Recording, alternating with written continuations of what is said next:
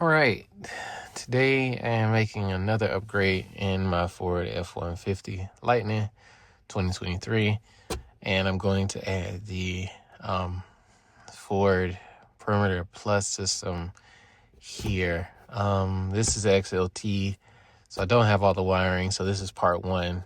But in this part, I want to show how to take this down and kind of walk through what is here. I do have the module installed, so I can kind of explain what needs to happen and show you how to take this down. Somebody else did take this down, but it's pretty easy once you've done it a couple times. But just use a pry tool to kind of get up in this little area. And then the second thing is you want to pull that little latch. So those are the two main pieces.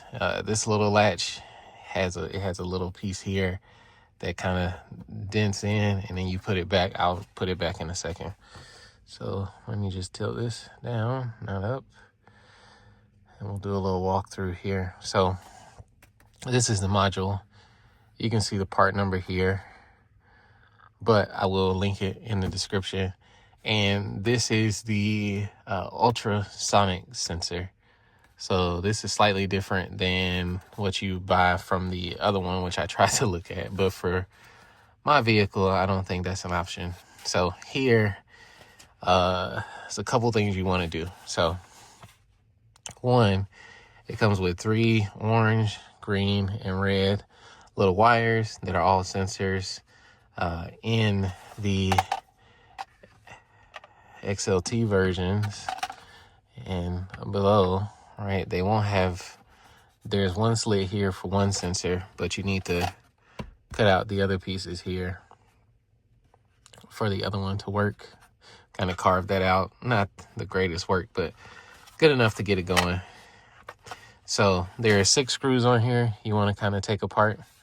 1, 2, 3, 4, 5 there, and 6. And that's so you can kind of lift this off. There's a little area here that when you take this off, don't look for this area. This is just the dead space where other stuff would go if this was a higher end trim model, like another bundle or something like that. But here you put it right in this little open gap. And in the open gap, the perfect part about it is it fits. Now, the reason you take this part off is so you can get down to the other portion here. And I have another one, so I'll actually take that one apart and put that in the other part of this video where you kind of disassemble it. And when you disassemble it, then you can put your little pieces in there. I need to take this one apart again to reposition that sensor to get it right over that space. But all the other ones are in the spaces, as you can see. And then the beautiful thing about this is you want to pop this one, reconnect this first when you put it back, because I'm going to have to take it apart again in part 2 to run the wire. And then just kind of slide it up. But you want to make sure that you're in there before you cause any issues, because the last time I did it, I actually broke one of the little tongue pieces. So you can just get your hands up under there like that, put that in,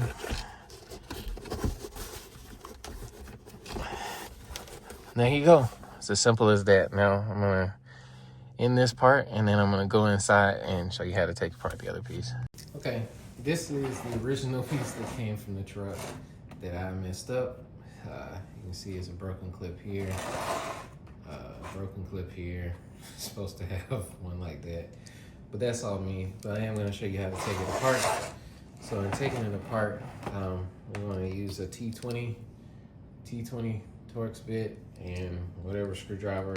This is not really that difficult to take apart, which is kind of nice. So it's really simple. You can take apart these 6 pieces here, and I'll show you kind of how all that slides in and what I did wrong the first time.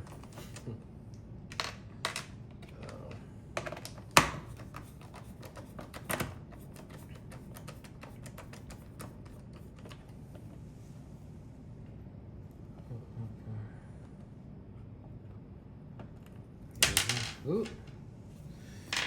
Screws over there.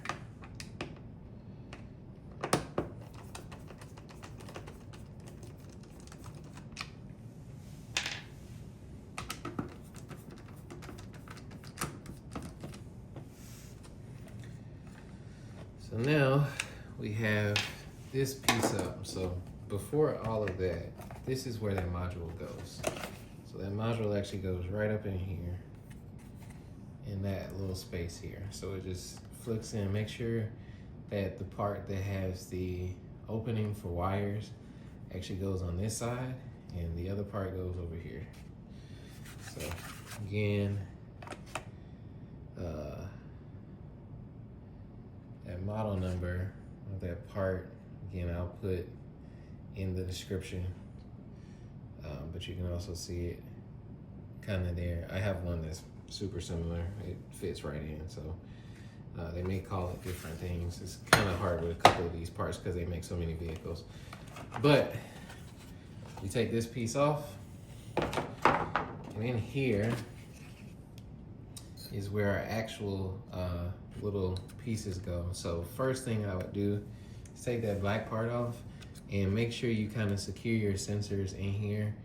Inside there is a little bit of like a space that kind of turns them. I have to redo the one on the top because mine is loose, as you saw, but you turn them all in there.